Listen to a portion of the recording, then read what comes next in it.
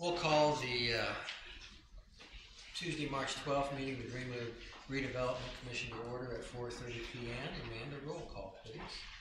Mr. Campbell? Here. Mr. Harris? Present. Mr. Hoover? Here. Mr. Hopper? Here.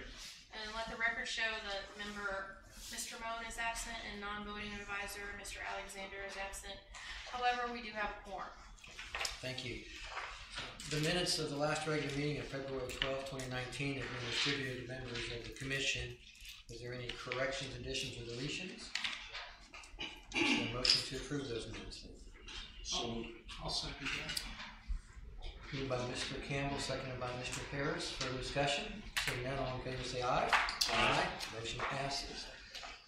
Let's move to new business. Resolution 2019-03, approving an application for property tax deductions for certain real and personal property located within the Worsville Road Economic Development Area. I'm in with Very Good Holdings, LLC. Good afternoon. Good afternoon, Commission. Dana Monson, Johnson County Development Corporation. I'm here today with Mr. James Fragnoli from the Very Goods Holding to introduce this project to you. We're very excited about this. This is a 65,000 square foot built-to-suit at the Greenwood Park at 65 South. It is in the food manufacturing sector, which is a sector that we don't have a lot of in this county, so we're very excited to see that diversity and expansion of our business sectors in the county. Mr. Fragnoli is here. He's going to give you the details of the project and answer any questions that you have, and he does have a presentation for you. Thank you, Dan. Welcome. Welcome. Thank you for having me. It's great to be back here. I was here a few weeks ago and nearly froze to death. Brought my heavy jacket and everything for this trip and could walk to the restaurant in a shirt last night. Stick around a couple of days. You can use that coat again, probably. Anyway, the entity, Very Good Holdings, will be the holding company of the project. The company that would actually be expanding here in Indiana is California Custom Fruits and Flavors. Basically what we do is we process fruit for ice cream, yogurt. We also do flavors for smoothies, coffee, chains, things of that nature. We ship all over the United States, Canada, Panama, Japan, Korea. And we've seen over the last several years a tremendous growth east of the Mississippi. We're a single facility right now in Irwindale, California, but we project by the end of next year that slightly over 50% will be east of the Mississippi. So we know logistically, not only to grow, but also to retain our existing business, we need to expand. And after a lot of research, I discovered, unbeknownst to me, that Indiana was the best place from a business perspective, logistics perspective, business-friendly perspective, manufacturing perspective. Was the highest ranking Midwest state in almost every single category. So. Well known to us, but we're glad you're on board now. Yeah, I know. Anyway, we were founded in 1986 by Terry and Roseanne Hall. Terry passed away in 2003. At that point, our current president took over. She's a single owner. The grandchildren are the legacy. They will continue on after she hands it over. We expanded to our current location, which is about 85,000 square feet in Irwindale. We have an on-site freezer and cold storage unit. We'll be building something very similar here, only it'll be expandable. We're building 65,000 square feet, but it'll be expandable to 130,000 square feet. So we're buying enough acreage to supply that entire size once we grow. You'll see later we're expecting tremendous growth as a result of this project. As I mentioned, we're a custom supplier. We don't stock items on the shelf. Everything is made custom. We have basically 5 product lines. As I mentioned, we have the fruit preps for cultured. We also do cream cheese, cottage cheese, but it's all the fruit that goes into these product lines. We're basically would be an ingredient supplier from a buyer's perspective. We do flavors for both ice cream, sherbet, sorbet, soft serves, fruit flavors, variegates, so things like strawberry variegate, things that you see in the ice cream, whether it's 31 flavors or anybody else. We also do bakery fillings for a lot of your cereal bars, things of that nature. We provide the fruit that goes with the fig and whatever stuff that goes in the bars. A lot of the fig filling bars you see at Costco, the fruit that's in those nationwide is ours. We do syrups, like I mentioned, for coffee shops, smoothie bases, and also fruit toppings for like hot oatmeal. You'll see that sometimes through Starbucks. We have a complete flavor manufacturing capability on site. There's actually 500 certified flavor chemists in the United States. We have 2 of them that work for us. That gives us a competitive advantage over our competition. There isn't a single competitor in our industry that has a flavor development group like we do. Everybody else buys their flavors from outside sources, which gives us a huge advantage. We have, as I mentioned, a degree food scientists on staff. One of the things that's always impressed our customers is our R&D facility that we have. A lot of them lean on us to develop their new products, which gives us a huge advantage. We've been awarded several awards you can see on our website, but the biggest one I think is we've been named the Supplier of the Year twice by Schreiber Foods, which will put into perspective how difficult that is. We're the only supplier in any manufacturing area that's been awarded that twice by Schreiber Foods, regardless of industry. Everything we do, like I mentioned, is custom formulation. We keep ownership of those formulas. We have a very state-of-the-art manufacturing facility, and we plan on mimicking that here in Greenwood. Everything we intend to buy, I actually met with the equipment supplier today. We're going to do anything and everything we can to buy from local suppliers here in the Indianapolis area, whether it be for the forklifts, equipment, racks, things of that nature. Our owner is very big on setting the groundwork in the community that we're in. We just got awarded the Business of the Month in the Chamber of Commerce in Irwindale. We're up for Business of the Year.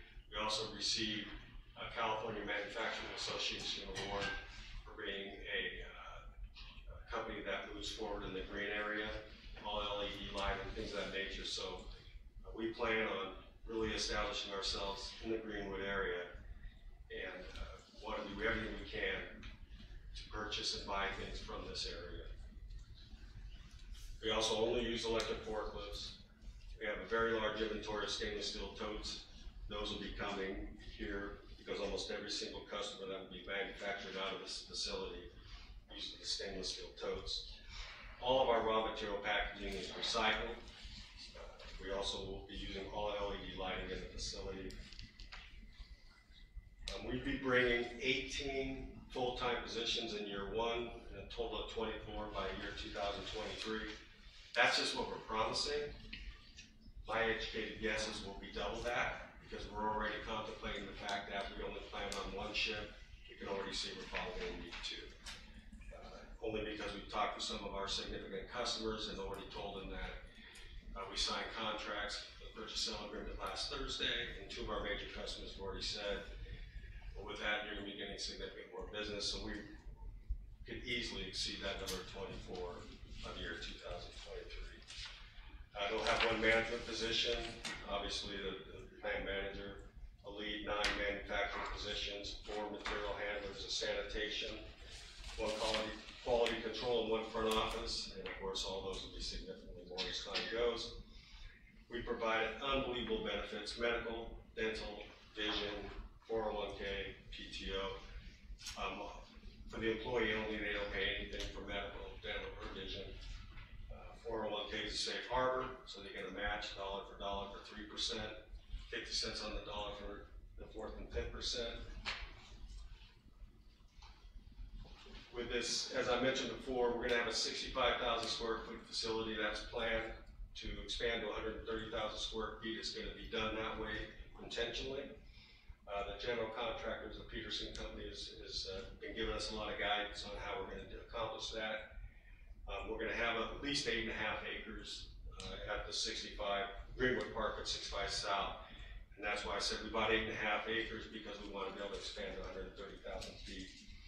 The real property improvements are going to run roughly $9.25 million. and we're gonna be purchasing roughly $3 million in equipment, leasehold improvement stuff, racks, kettles, things of that nature.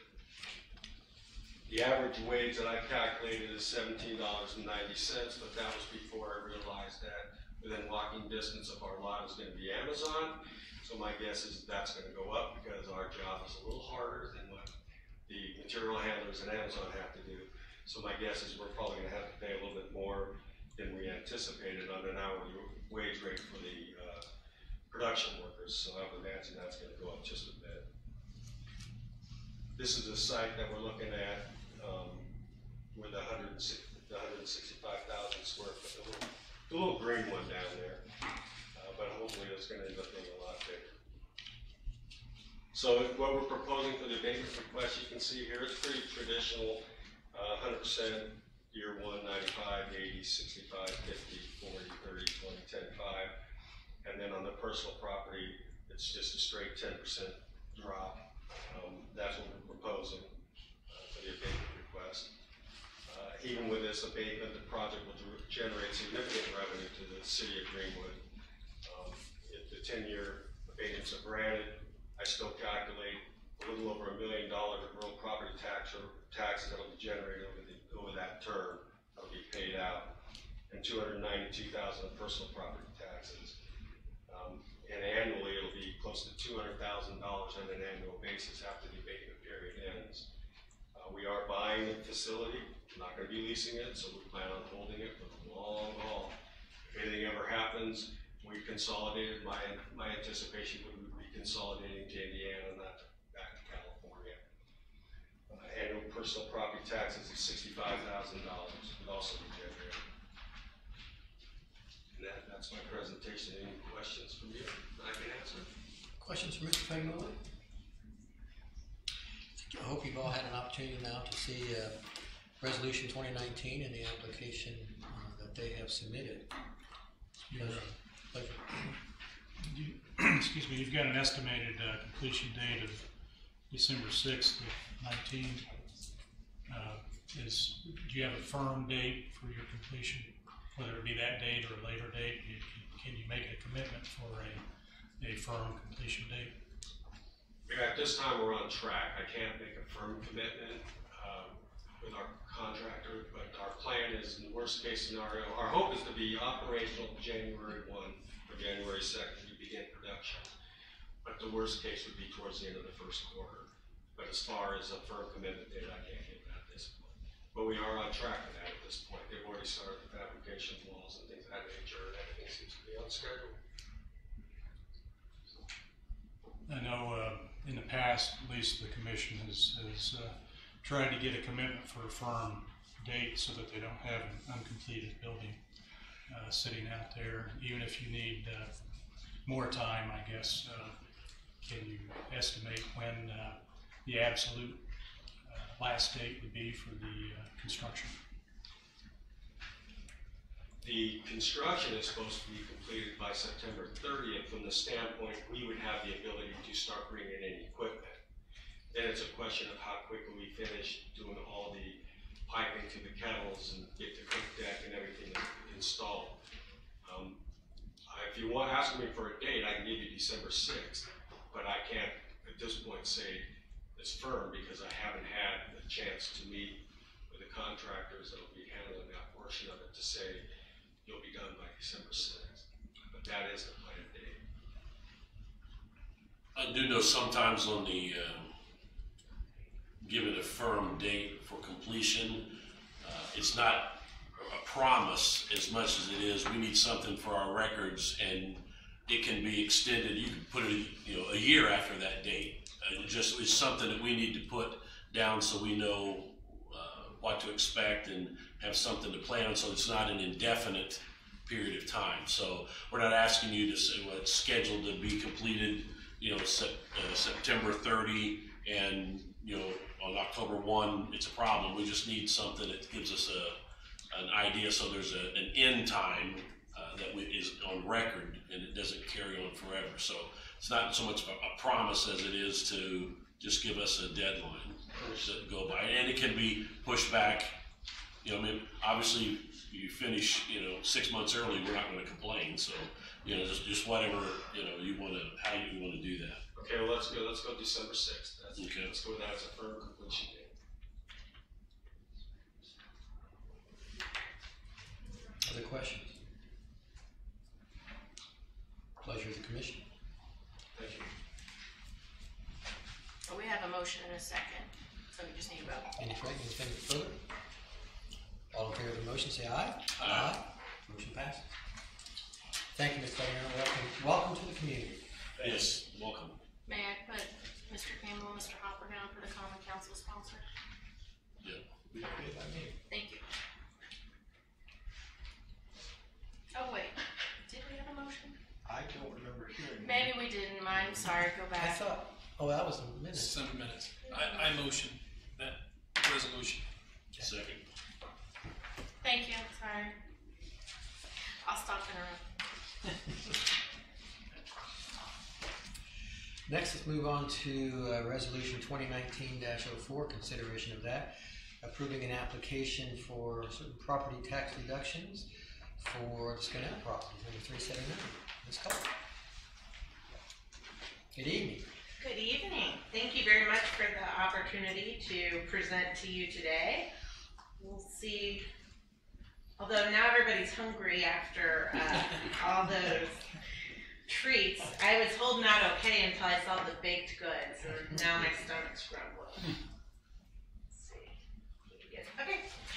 Good evening.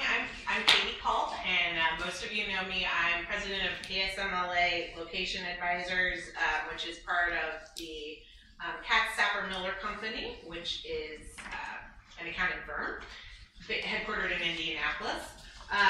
And I have Sean Kofer, development manager, with me tonight, so I apologize for misrepresenting him. We got much luckier than if Courtney were here, certainly. But I am here on behalf of Scanell. We'll both be presenting a little bit.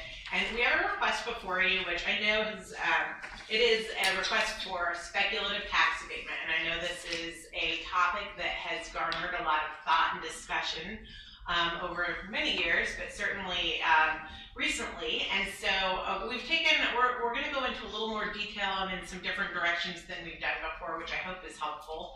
Obviously, as always, feel free to interrupt me if you have any specific questions, but I appreciate the opportunity. So I thought we'd start maybe just the basic request and an overview of what the project is, and then dive into some specifics. So it is just a little over 541,000 square foot building. It'd be adjacent to the Amazon development. We anticipate that the real property improvement cost would be about $26.5 million. And of course, speculative, I know this group understands it well, but for anybody following at home, the nature of speculative development, the idea is you build the building and then they will come. And while certainly the preceding example is a great example of a user-driven project where the company has the time to and wants to be engaged in kind of the specific design of a new facility. There is also a trend of some types of corporate users, a lot of times, but not all the time. They tend to be, kind of the big companies, but not always, that don't have time for whatever reason to wait for the construction of a new building. And so the only way a community can win that type of project is if they have available inventory in terms of an existing building. And so this is that type of a building that will be marketed to groups like that. And I would say, again, maybe more for the folks following at home, I really do think, I used to be an economic development director, and I think, my grandma always taught me, you don't put all your eggs in one basket. And I think that's true of a development strategy for a community too. So you want to have a broad range of types and sizes of industries, and that also means types and sizes of real estate solutions for them. Currently, the property we're talking about generates about $6,000 in taxes on the land. And even with the proposed abatement we're requesting over a 10-year period, it would generate, this building would generate over $2.2 million in real property taxes alone. And that's not even talking about the personal property that would accompany a new user. Some assumptions about the potential future tenant, and I know that Sean will be able to speak to this as well, and I don't want to steal his thunder, but you know, the labor draw, your location near the interstate is really appealing. The Scanal, and again, Sean will talk about this as well, they are keenly aware of the profile of companies that are good fits within Greenwood. And so I know firsthand that looking at the type of personal property investment of users, the wages of those users, the volume of the jobs are things that they give real thoughtful consideration to. And so even though nothing has been discussed yet, I always joke that real estate brokers are a little bit like a middle school girls' locker room. So everybody's already kind of chatting about it. And already there's been a lot of robust interest in this type of potential project if it were to proceed. So with that, I'm going to turn it over for a couple minutes to Mr. Coker. Let him talk about it, and then I'll be back up. Thanks, Kate. Hello, everybody. I think you've seen me here a few times before. The building that we're looking at, and really a big reason for it, is we're losing out on deals every day because we don't have something tangible in the ground. We're finding that there's not a lot of inventory in Greenwood, really. A couple of last industrial buildings are getting leased up, so there's not much square footage for people to go into. So we're kind of taking the risk, if you will, to build a speculative building because people want to see something tangible. They can touch it, they can see it. There's some buildings up in 11, there's some buildings up in Whitestown that we know there's some very good tenants, we'll talk about them here in a minute, that have decided to pursue and be in those buildings because they can see it. The brokers, as Katie alluded to, they like to do site tours and things like that. When they come down here, they say, oh yeah, man, great access, you guys are working on this stuff, but we see dirt. So in order to try to get ahead of that and be able to be responsive to some of these requests for proposals from tenants that we've been seeing, we want to kind of push forward with the speculative building. You can see it is the green one on this slide, just south of the Amazon building. Right now we're looking at a 541,000 square foot building roughly. That tends to be what we're seeing come through in RFPs. People want about 500,000 square foot expandable. We are actually showing, it's not on this one, but we can expand this building up to 1 million square foot if it needed to be done that way, or we could break it into two 500,000 square foot buildings roughly. But the 541 will give us a lot of flexibility to be able to get two tenants that maybe one wants 200,000, one wants 300,000, or one big user that gets 500,000. So that's kind of what we're shooting for. It seems to be the sweet spot, if you will. There we go. All right. I think this is your piece. Oh yeah. Okay. Sorry. I got a little out of order. Yeah, we'll be like Abbott and Costello here. So this is the schedule we've outlined, and it's the basis for our request. We've tried to delineate both the abatement value and the projected taxes paid. Again, this does not include personal property because we don't know the nature of the user. As a reminder for anybody watching at home, I hate the phrase abatement because it kind of gives the idea that either there's a tax holiday or the city is cutting a check for developers or users. The way it works, of course, is that it's a phase-in of tax liability over time. Still paying taxes, it's just at a reduced rate. And again, the current property taxes are just a little over $6,000 right now.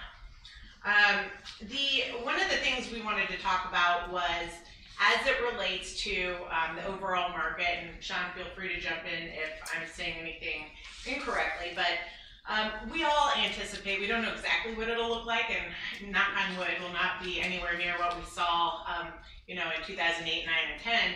But I think a lot of specialists who are smarter than me expect that the economy is going to tighten, and whether it gets to be, a recession, I don't know, but that there's going to be some sort of tightening of the economy, and there will be a bit of a downturn. When that happens, the capital for a lot of development, for users to get bank financing if they need it, but certainly for something riskier like a speculative development, that dries up pretty quickly.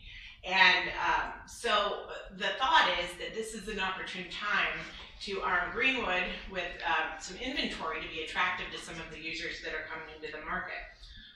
Recent investment here, occupancy in Greenwood has doubled in recent years, And as Sean mentioned earlier, tenants right now, if they want to go to Greenwood and they can only, for timing purposes, handle going into an existing building, they really don't have any options. And so from a bigger macro strategy for Greenwood, I think part of the decision is, hey, do we want to have a solution or have some inventory available if a user comes to the market that we're really excited about?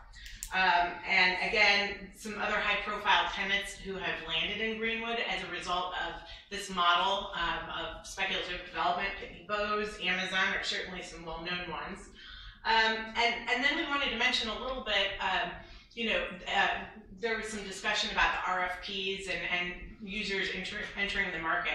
So the way the process works, and again, this group may know pretty well, but a lot of times brokers are representing users. They might be national users who are coming to the market. They often have a cleverly worded code name, but they'll send out like, this is what we're looking for. This is the building size. We will only consider something that is currently been developed and is existing, has to have 10-year real property tax statement or we won't consider it. And then only those communities and developments that have a building that meets that bill are competing for that type of economic development project. So if you don't have the inventory that meets their basic requirements, you're removed from the list from the get-go.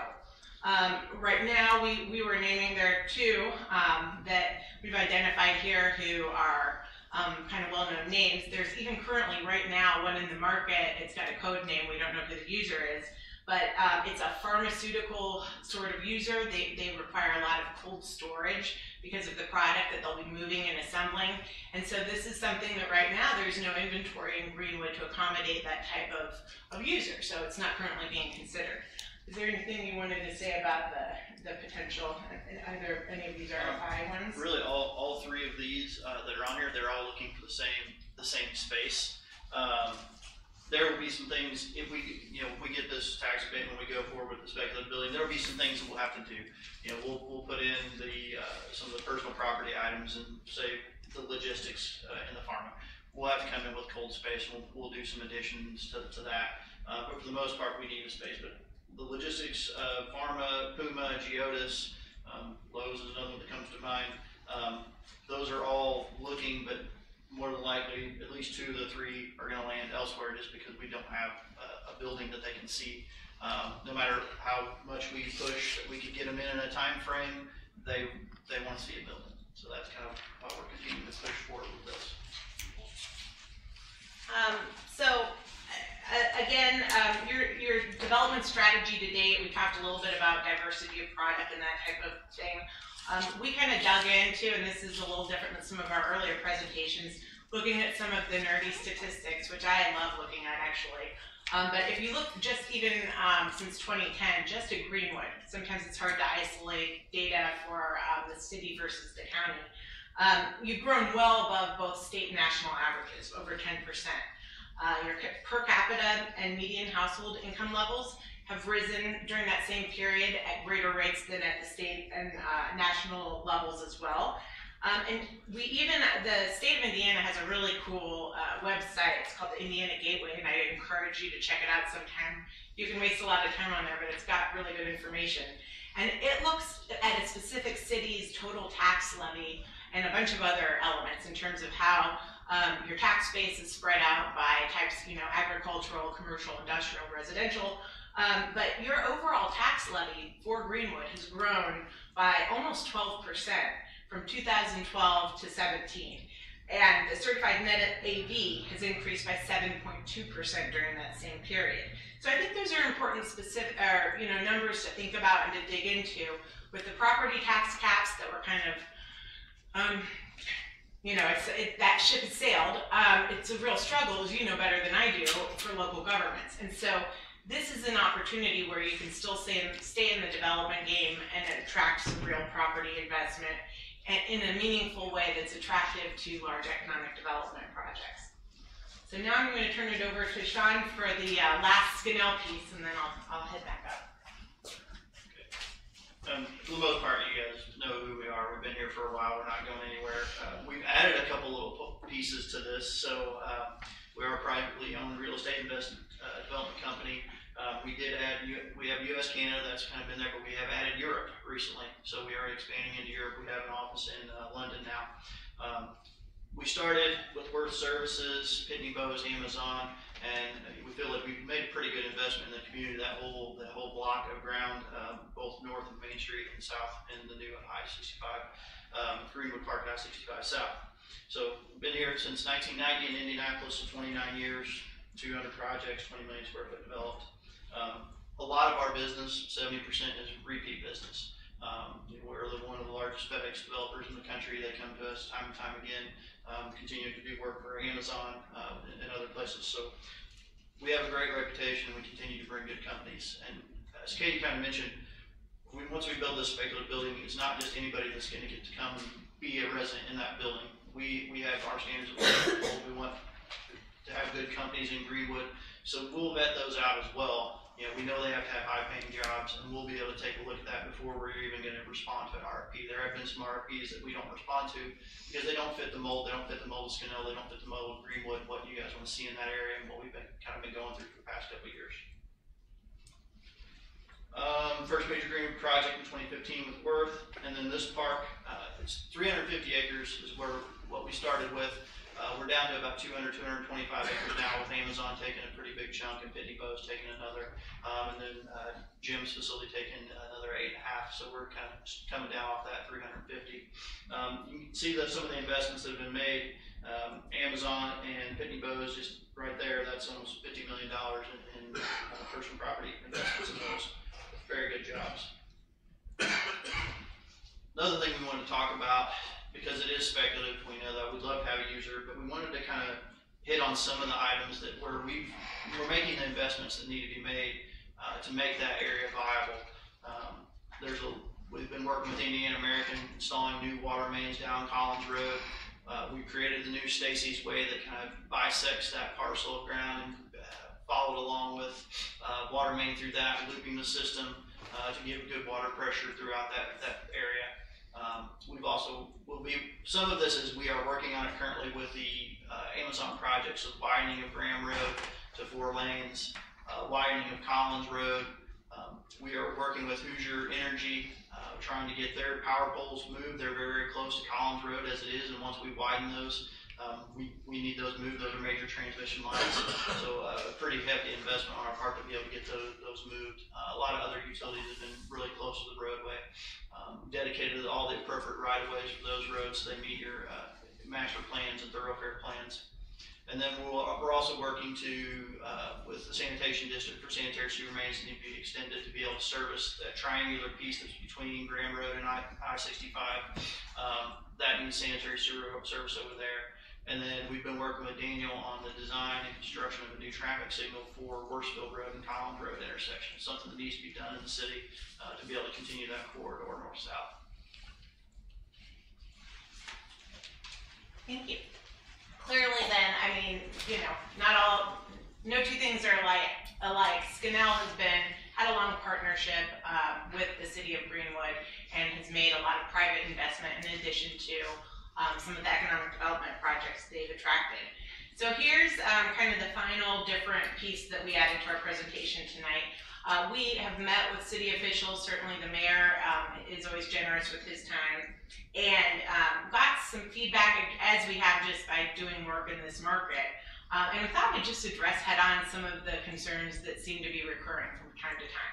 So we've kind of captured them here. One is that, we as Greenwood don't have that much ground left. And so we want to wait for the right project to come along. Why do we have to have this building? We can't control exactly who the user is. The thing is, in this market, going back to that real estate community sometimes being a little bit gossipy by nature, remind me a little bit of my middle school daughter. Once a community gets a reputation, and I won't call anybody out by name since this is being videoed, but there are other communities in the metro area that have gained a very unfriendly reputation when it comes to development. And when that's the case, yeah, there's the gossip piece, but companies like to avoid risk, and they're afraid to go into markets where there's a high risk factor, or if they think this is going to be in an unfriendly environment. So that is a piece of it. The other piece is what I've already mentioned a couple times, which is you're not even going to compete for some of these projects you might really want if you don't have a couple spec abatement, couple spec buildings, and they won't be constructed, nor would their rates be competitive without the support of abatement. It's just the way it works in this market and nationally. I mean, you can't really even compete for projects that are looking at Columbus, Ohio, or Nashville, Tennessee. So there's the reputation piece, there's the in a strategic way and on a limited basis where you're not like doing spec abatement across the whole city, but if you do it in a strategic way, then you have the opportunity to compete for some of the types of projects that you may really want. So that was the one piece. We've also heard feedback about these semis and tearing up the roads. Obviously, Skinnell has made a lot of investment in infrastructure and roads, but truly, yes, semi-trucks do tear up. They do have an impact on infrastructure. On the other hand, an industrial user does not have the same impact on other pieces of city infrastructure. School burden, their police and fire burden tends to be less. And there's a concern sometimes that maybe they're going to divert through residential neighborhoods. Not only do those semi-truck drivers not want to do that, but there are a number of standards, both industry-wide through the ATA, which is the Trucking Association, and through a federal agency, the FMCSA, that has rules and regulations about what they're able to do. So sometimes I think that fear, I get it. I'd worry about it if I lived next door to an industrial park, but I don't know that it's grounded in a lot of common practice. Now the jobs thing, and this is, you are not alone, Greenwood, and struggling with what you do here, right? Because you're attractive due to your location and your workforce skills for distribution jobs. And while Skinnell's really clear on the profile of the type of industrial user that the city wants, the reality is if you have a large building, there's likely to be some component of distribution to it, maybe not the whole thing, and those jobs are lower skilled and don't tend to garner the highest wages in the world. So this is, I just wanted to spend a couple minutes on some real data as it relates to Greenwood, because I think it's clearly a supply and demand issue too. So yes, there's the vision of what we want, but you have to have the supply of workers that meet that and demand those types of wages. So a lot of things we talk about in workforce development. Governor Holcomb will talk about this. Some other mayors around the city talk about this ABC strategy of workforce development. First, you get folks a job, but there needs to be upward mobility opportunity so that they can get a better job and then a career. And so successful workforce strategies have a variety of jobs available at varying skill levels. And the important thing is to have employers who are dedicated to providing training and skill development so that there is upward mobility available to some of these folks.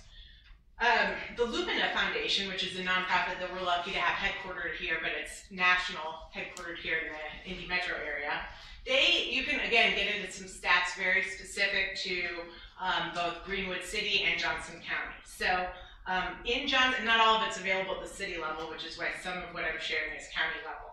But only 42% of Johnson County residents have associate's degrees and higher. It's higher than the state average, which is something to be proud about, but when you look at that, you also have to understand and think about the types of wages that accompany those types of skill levels.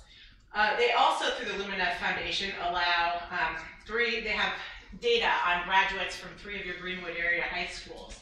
And again, the graduation rates of people enrolled in college post-graduation, higher than the state average. State average is 65%, and depending on the school, it's 69 to 79%. And we isolated this with the 2013 graduating class, but I looked at a couple years ahead and behind it, it's all pretty similar. Of these folks who graduate and go on to a higher ed institution, only 43 to 53% of them are graduating on time. So, whatever happens, they're not resulting in this 4-year degree, which the Lumina Foundation, you could spend hours looking at their stuff that talks about the strong correlation, which we understand intuitively, between education levels and the pay that they tend to, how it translates to income. In addition to the 43 to 53% graduating on time from 4 years, only 3 to 6% are graduating on time from 2-year institutions. So I'm sharing that not to be doom and gloom. It's way better than a lot of areas in the state. But it's also important to be understanding of what the skill level of big chunks of the population are, and how that marries up with some of the wage rates. And I just think it's important in this discussion, not only for your group with the redevelopment commission, but at the council level. And I know we're coming up on election season, and I just think it's a piece that is so often overlooked. So I know I went into a lot of detail there, but I think it's an important point. Finally, you know, there's always a big public outcry about tax abatement, corporate welfare, and although I've already kind of explained the phase-in of tax liability over time, and criticism about, oh, are you taking this money away from police and fire and putting it in the pockets of a big company? You know, as I mentioned earlier, the total tax levy has increased substantially just over a couple-year period. And if you dig in deeper, a lot of that is from commercial and industrial development. And that, in the land of property tax caps, that is your best bet at funding police and fire and all those other initiatives that are important to the community. So it is a chicken and egg thing, and there's a push and pull, but I think it's really important to understand that there is, even with abatement, the taxes being generated that go towards improving your community really can't be disputed. So with that, we would respectfully request your consideration to support our request to move on through the council. We are requesting an alternate schedule for a 10-year real property tax abatement.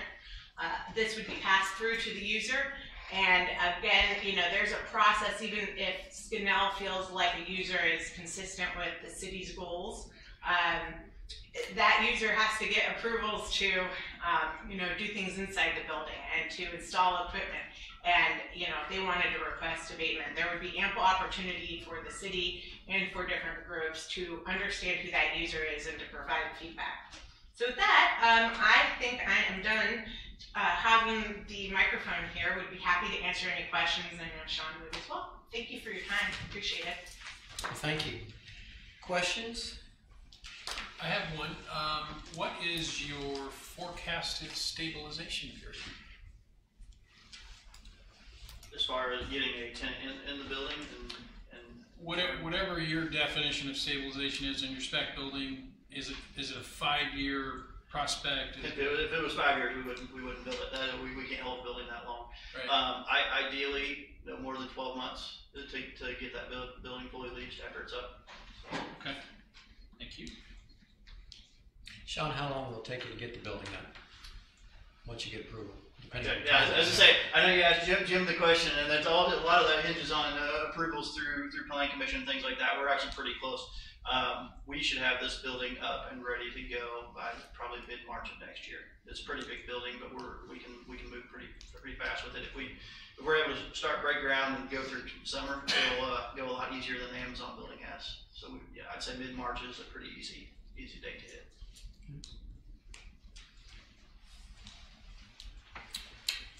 Gentlemen, we have resolution 2019-04 in front of us for consideration. Pleasure of the commission. I move that we approve the resolution as presented. I'll second that. Further discussion? Seeing none, all in favor say aye. Aye. Opposed the same. Okay. Thank you. Good luck. Thank you very much. May I again put you both down for responsibility? Absolutely. Thank you. You ready? There we go. Mr. Hudson, I take it you're doing the NCMI matter. Yes, this is an agreement which modifies the payment terms. It was requested by the contractor. The gist of the agreement means they get their money later. It doesn't change the amount of money paid. So there's no negative impact on the city, and if they choose to add a layer of complexity, we're happy to oblige it. Questions for Mr. Hudson?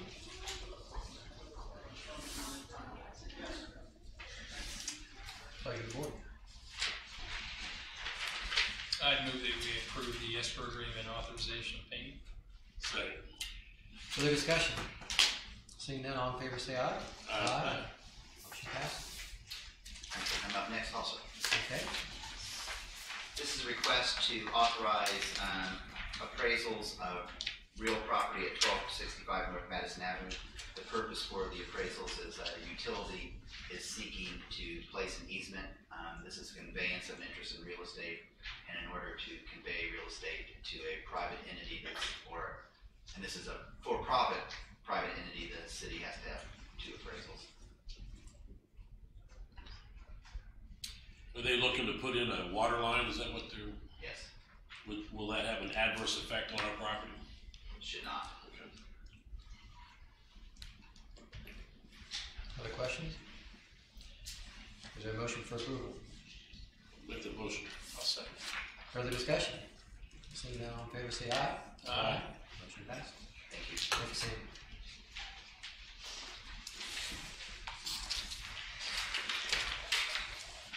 Next, we're going to move to consideration of funding for Greenwood Public Library, and I'm going to recuse myself as I represent the library. Mr. Harris? You don't want to participate in the hard stuff. No. I'll go read a book while you guys are taking care of it. I know where to find one. Kevin, when you're ready, just go ahead. Yes. So if you recall, in the Serena Way project, that also included a permeable paver public lot on the, what would that be? It would be the west side of the library, just east of Madison Avenue. It changed that side of the library's viewscape from Madison Avenue, and now there's a new road south of them. So one of the things working with the library that we decided to do was build a new sign for them, indicating that is where they are. This shows the location. It is Serena Way is on the south. The cut into the stormwater-friendly lot there is kind of on the center top of that graphic, and this goes to show you where the kind of monument sign will go for the library.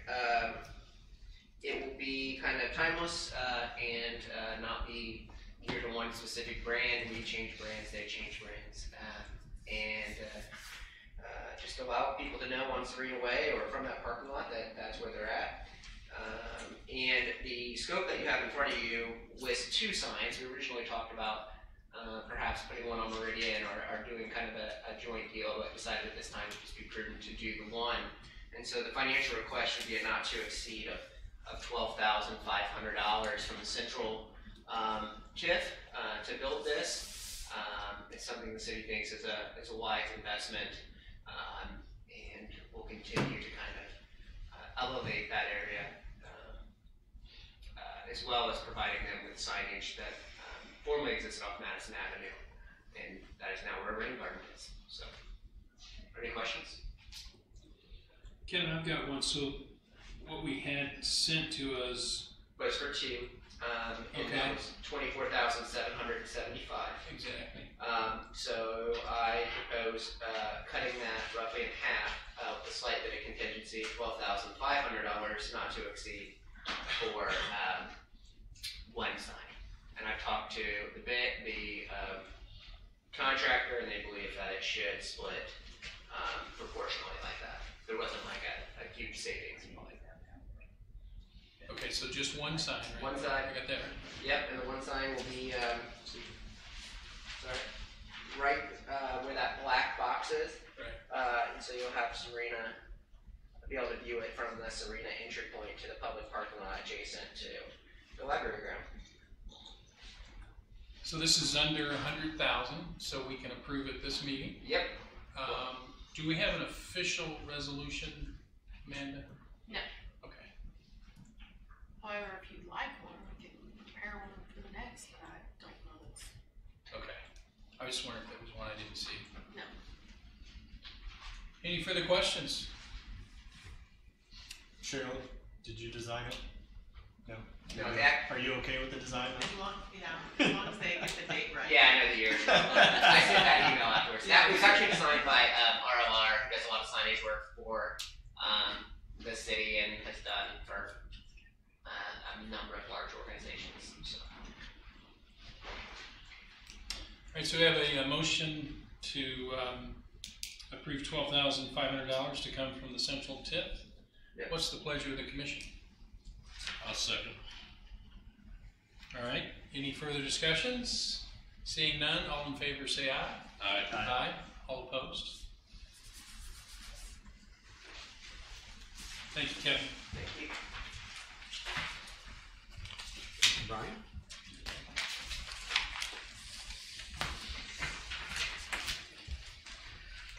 Next, move on to consideration of professional services agreement with Rundale Ernstberger. Kevin, you doing this? Oh, yeah, sorry. Skip that one. Yes, so going to that similar area, as you may have noticed, the former Greenwood High School / middle school is under demolition. It's been on Meridian or Madison. In fact, I saw several school children from Our Lady using some of their recess time to watch them destroying that southern gym. And as such, we're ready to start moving forward to getting some of these publicly owned lands back into private hands and to development. To do that, we will need to have a variety of information to craft requests for proposals for specific quadrants of development. So what you have is a proposal from Rundale Ernstberger that includes a fair amount of engineering underneath them. You have an all-new survey of the area.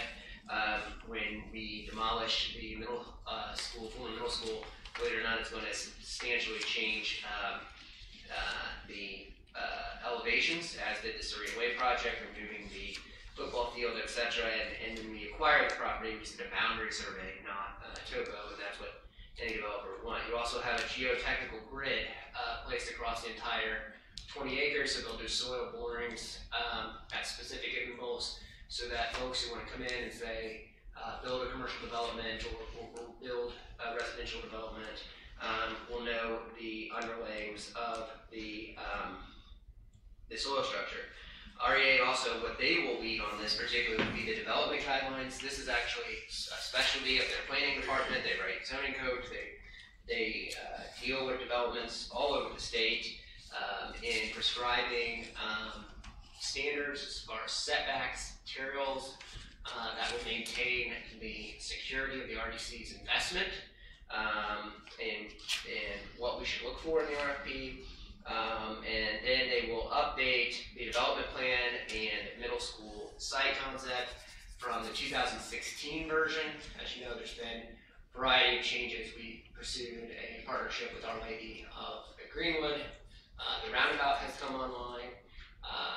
There has, at that point in time, we didn't know whether or not we could save the field house. The field house has been determined to be saved.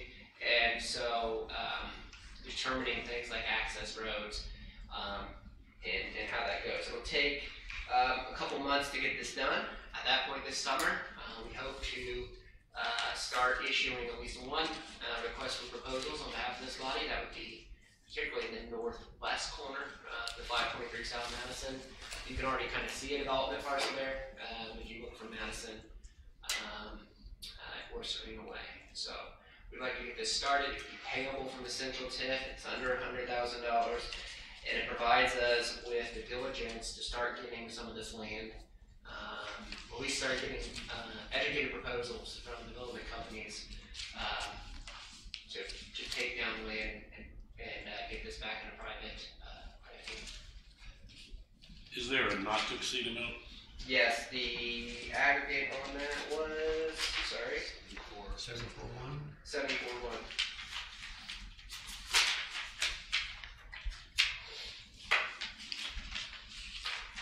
Other questions for Kevin?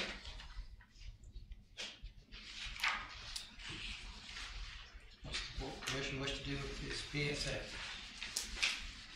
Make a motion to approve as presented.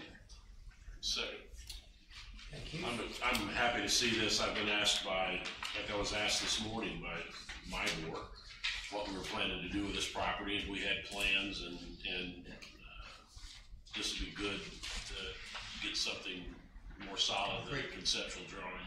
Yeah, we still have that master plan that shows kind of massing. This takes it to the next level, allows us to have the information to start. First of all, the information every developer is going to want. Second, to start establishing standards that protect city's investment. Further discussion? Hearing none, all in favor say aye. Aye. Motion passed. Thank you.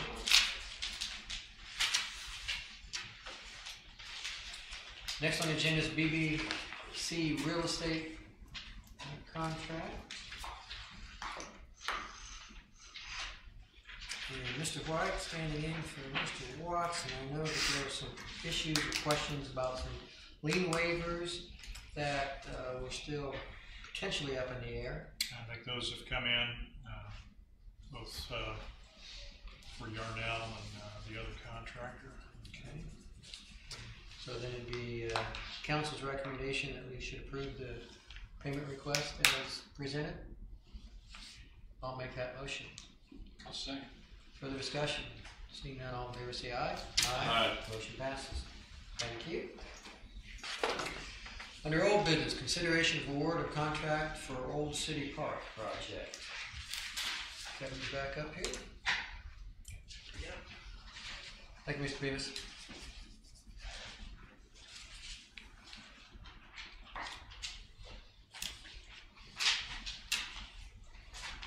Promise I'll be shorter than KSA. Old City Park is a project. We talked about the master plan, design development plan. Oopsie. There we go. This was a key feature, and we'll see the graphics here in a second. I think I may have gone forward too far. Hold on, let me see here. No, actually, this is a key feature in the REA Downtown Development Plan of 2016. It was listed as one of the projects that was approved by the Common Council when we did the Central TIF expansion and the EDA in 2017.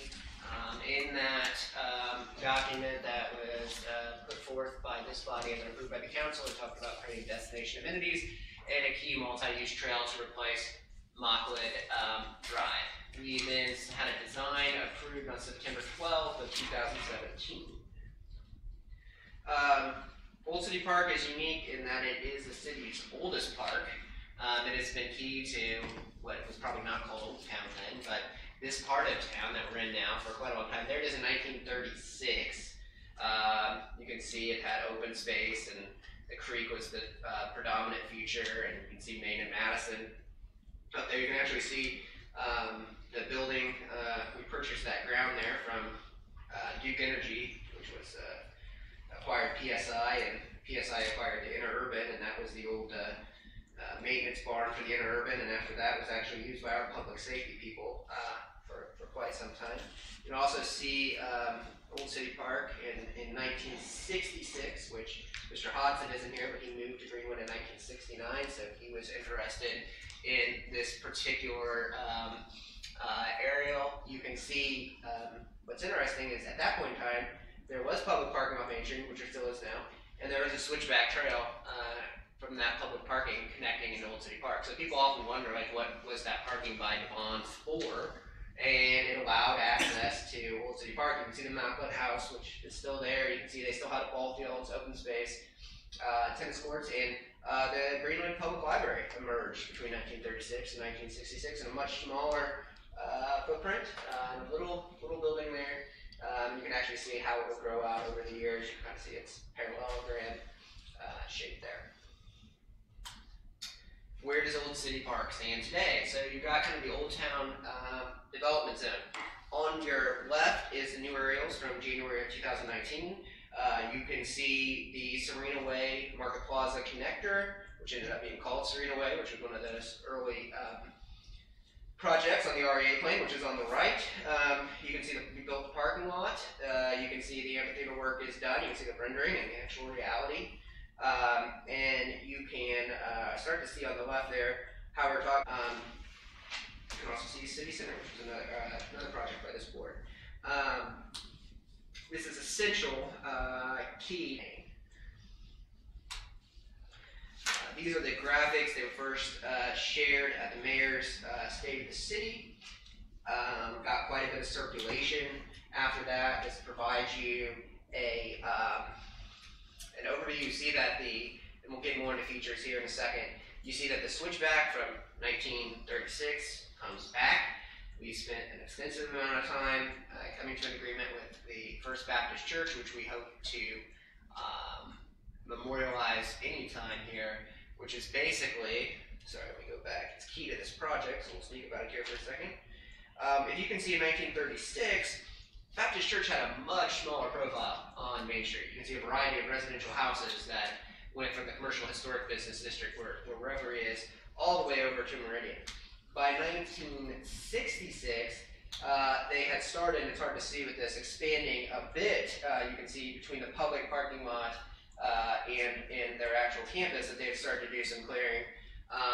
By 2019, if you look at the graphic on the left, they now control everything from the parking lot to the intersection of Main and Meridian on the southwest side. Thus, the property lines, which believe it or not were not well marked or surveyed or decided, have never really been determined. So with this project, we essentially agreed to a line of demarcation by years of occupancy, and then are allowing access back from the public parking lot, and then technically the drive into their lot is what may be city property, may be their property. Anyways, we agreed to what's been happening for the past 100 years and are going to essentially memorialize that, and it helps both parties. Central to Old City Park are a couple different features. So you've got an elevated playscape. It is anchored by a custom designed 20-foot cube tower on top of that playscape that will be close to what we just talked about at the church. It's got climbing walls and climbing nets, pipe slides, and climbing cubes. It's kind of unparalleled. There are elements of this at Tarkington Park. There are a few other elements, but as far as all massed in a very close area, on a trail that also connects you to the amphitheater and eventually to a splash pad is unparalleled. It has the 18-foot wide promenade, which connects the amphitheater to Madison Avenue. We haven't gone south of Main yet, but if you remember the master plan, eventually those will tie into each other. It has grown-up amenities, kind of a new feature for us. Very successful investment by this body of the Parks Department in the pickleball expansion at Craig Park. Built 4 courts, they're already packed. This adds bocce ball, a fitness circus, port swings to watch the kids, and then it has huge amounts of stormwater emphasis because, as you all know, this park in the summer and spring, and sometimes even in the winter, will flood, particularly on the southwest side. So everything from boulders to setting the creek banks back like we did at the amphitheater, to a rain garden that daylights one of the pipes coming out of the library parking lot, to a native prairie meadow. One thing we didn't talk much about with this is that there'll actually be enough diversity of plants that this can qualify as an arboretum, something REA kind of did for us just because they really like plants. And so it will actually we plan to apply for arboretum status after this, which will be another compelling element of this park. This particular graphic shows you the playscape elevated up against the line with the Baptist Church. You can see the climbing wall.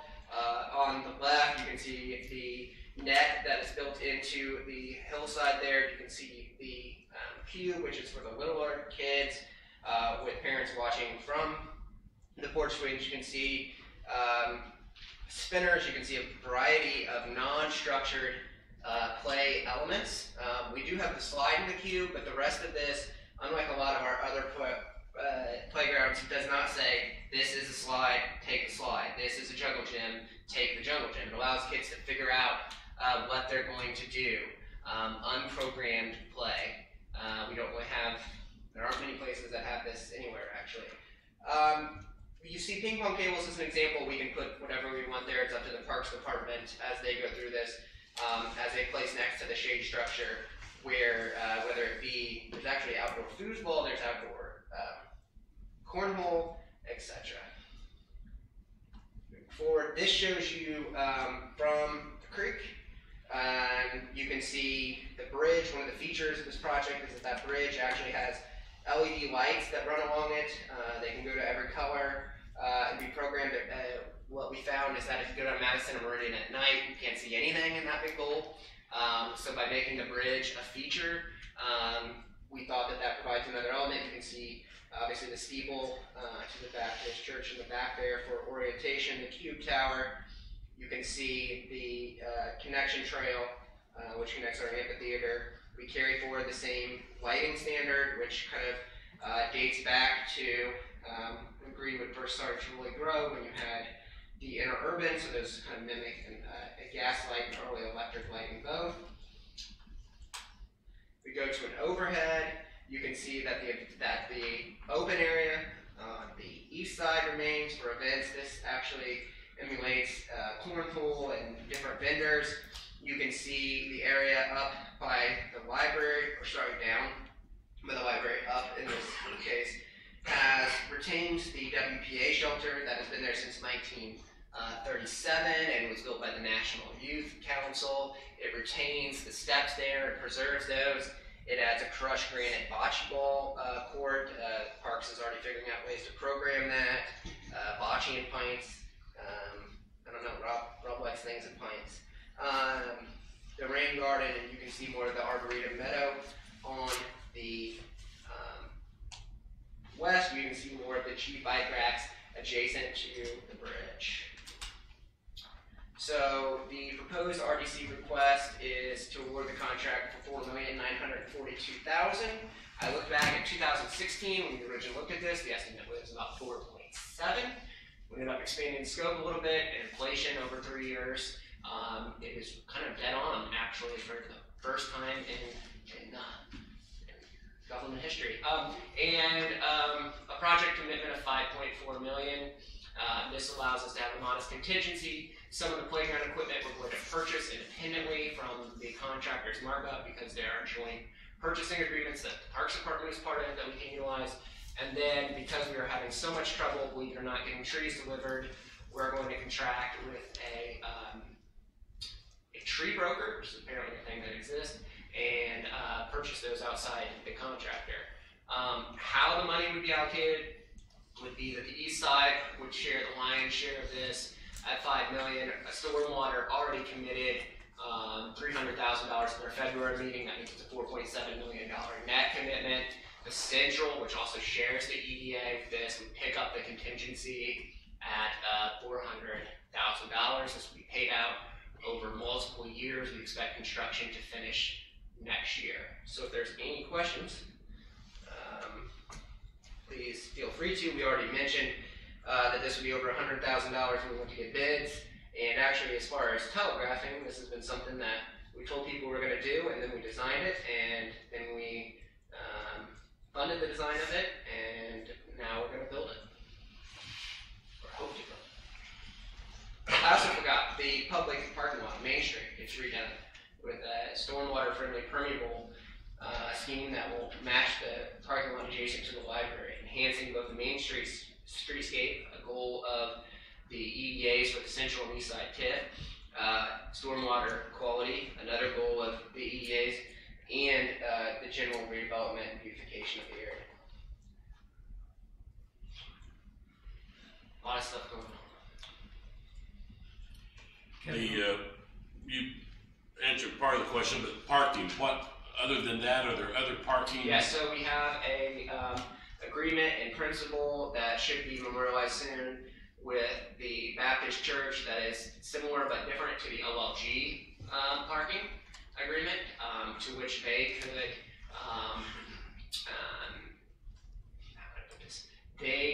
they will have right of that parking lot at Meridian and Meridian, Maine. During ecclesiastical times, as well as events, similar written notification like we do with Our Lady, we would maintain the physical maintenance of that because we already have a massive street department that does that. Believe it or not, they don't. And then public would have access to it. So that has a straight shot you can see with the sidewalk design from it. Then we put the other public parking off Main Street and cantilever there. We also have the lot that is adjacent to the library that's connected, bypass, and then we have a permeable strip of pavers on Meridian. We get rid of the pull-in parking because it is not the ideal orientation for that at parallel. And then due to the really unique opportunity we have with Our Lady, that 175 spot parking lot is just off the map here, and then you have City Center just north here. So you have to kind of think of, actually you can really see it from here, and it's a new thing to think about. But the Old Town parks have always been connected, we just haven't really done the little connection that we need to do by Pleasant Creek and just their adjacent nature. So you've got Craig Park, the Amphitheater, Old City Park, and City Center Park. We have now connected, it was always connected, Craig Park to the Amphitheater. We've connected the Amphitheater to Old City. The Old City will then connect to the Madison Avenue Trail, which already would allow you, once we do this extension, to get you up to Euclid, hopefully eventually to Fry Road and beyond. And as we look for a way across the Market Plaza, that'll connect you to the splash pad.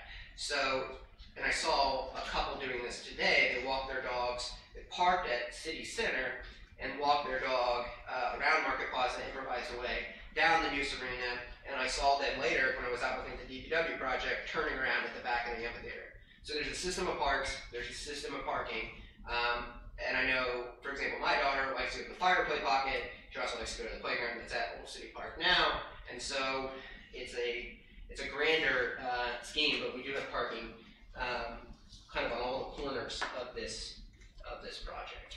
Kevin, is there any pedestrian crossing to go across Meridian other than at Serena Way?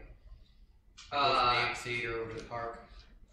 Yeah, so there's one right here that's in the top right corner that will, if you think about it, we made some improvements to the sidewalk coming down Meridian north of Mrs. Curls. It's much wider than it used to be. We did that about 2 years ago, a year and a half ago. And so that will allow for a cross onto the actual trail there. We also changed the guardrail configuration on the amphitheater side, so you could come up past Mrs. Curls, cross there. Now, there is not a dedicated crossing down by the library because the other crossing is at Serena Way. So you've got Serena Way, and then the one right there by the pull-in to the Baptist church. That one is a little tight, but we worked on a lot. And we're limited by the fact that everything else is in the floodway except up there by the library, and directly across from that is residential homes. Other questions for Kevin? Daniel, could you go back for my edification? Could you go back to the slide and request what you are asking us to do? There you go. Yeah, so it'd be a project commitment of $5.4 million, committing $5 million from the east side TIF and $400,000 from central. So this is the first meeting, right? No, the first meeting was the authority to get bids, and we listed that it'd be, I think, between something like $4 and $7 million. Okay. Because I didn't want to tip our hand. Gotcha. Okay. Pleasure of the board. Will this all be paid in cash, I assume? Yes. No bonding? Yes. I move to accept the proposal as presented. Second. Further discussion? Seeing none, thank you for the motion and second. All in favor say aye. Aye. Motion passes. Thank you, John. Thank you, Kevin. Mr. Hodson indicated to me he had nothing to present to us. Mr. White, anything from your office? No report. Mr. Wright is also unavailable. We'll move on to you, Daniel.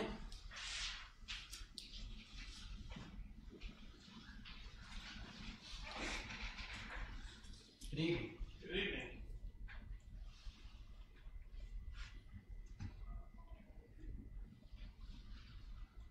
I have a number of items. The first one here, I intended to request funding for the demo of the 6 mobile homes we discussed previously. Actually, it was in this is associated with the Worsville Road Section 3 project. I actually need to continue this until next month. We don't have any of the price information that we would like to have brought before you. So. Okay. My next item, at a prior meeting, the commission delegated approval authority to Mr. Hoover regarding relocation costs associated with the families, residents moving out of parcels 14 and 15. That's Pebble Creek Mobile Home Park and Greenwood Estates Mobile Home Park. So my update for you today is that since the prior meeting, there was an additional $98,400 in these relocation costs that we've received. The documentation, we've been funneling them through Mr. Hoover for approvals, keeping them moving. And so on the screen there, the green are the ones that have been approved. The yellow are the ones that I've received, but either haven't yet forwarded on or need some more information from our consultants providing the information. So that new cumulative amount is just under $151,000. I'll update again next month. So the first item that I have really for your action tonight is consideration of tree removal services. Also for Worsville Road Section 3, we've identified that there's some trees that need to be removed. Removing these trees will allow utility companies in the coming months or so to relocate. And once they're out of the way, that will then free up the roadway contractor to really work with as little delay from the utility companies as possible. We've estimated this will include about 70 trees and shrubs at specific locations.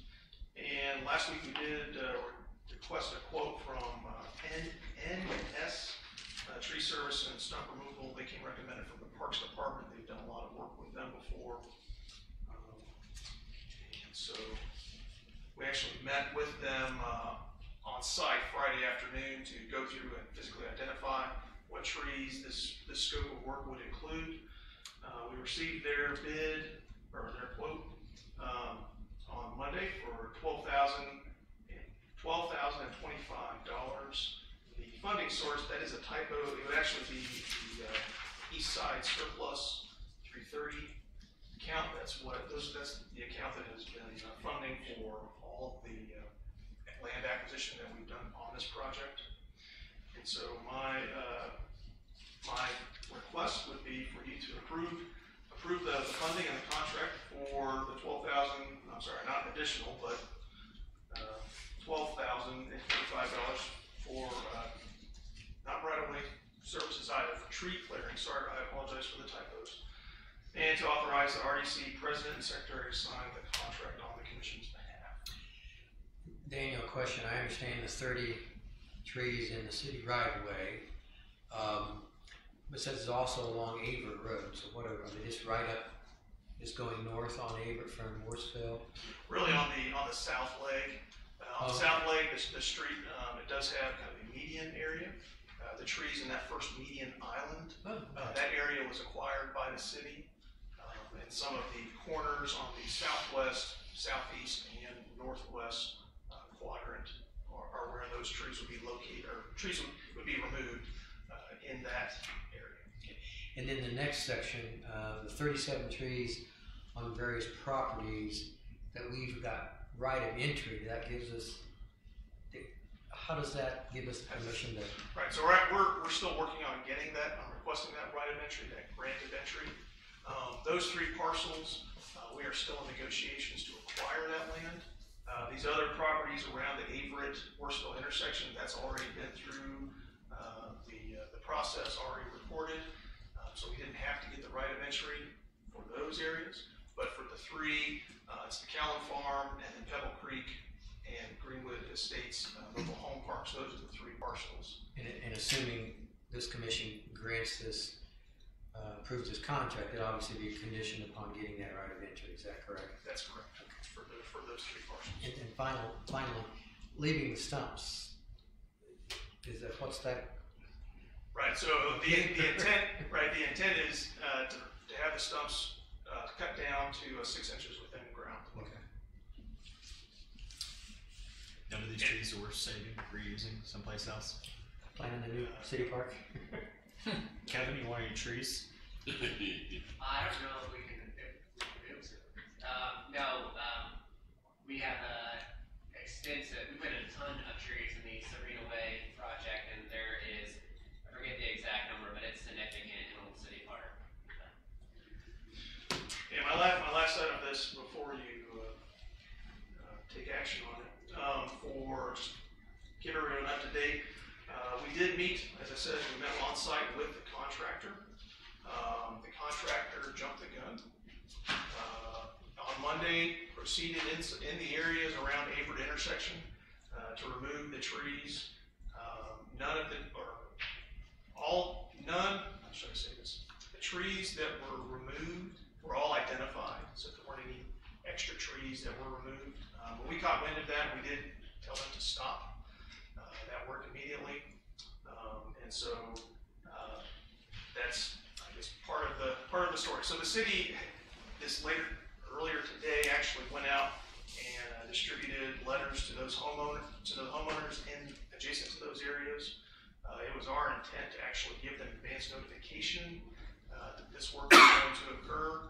So we had to kind of send them that letter anyway after the contractor started working. So all of those letters have been distributed. The contractor stopped until we get the contract executed.